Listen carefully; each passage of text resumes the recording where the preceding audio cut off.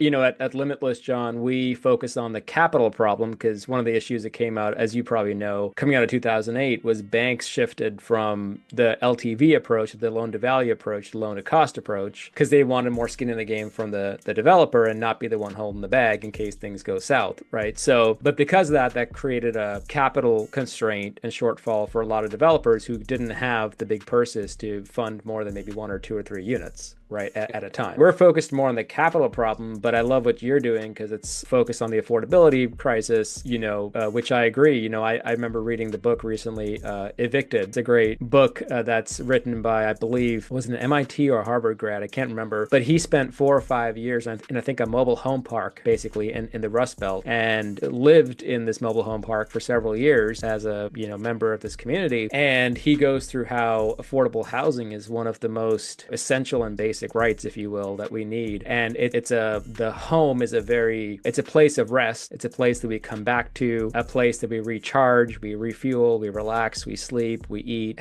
have family. And if you look at the fabric of society, if we don't have housing, you lose almost this foundational layer, right, to society. We have one of our investors, he's also one of our fund managers, is a doctor, and he's doing a study specifically on the links between home ownership and health. Fascinating. Better marriages, better educated kids go on to college, kids have better jobs, less divorces, less domestic abuse, like less mental health issues. Home ownership is at the cornerstone of a healthy, productive society. And he's doing this massive peer-reviewed study right now, specifically showing like 60% of homeowners, their children tend to have better schooling and better grades. And it's a big number compared to people who are transient, right? I was transient growing up. I failed ninth grade 3 times and never went to high school, wow. Right? Yep. The transient versus home ownership is huge, and the outcomes are gigantic.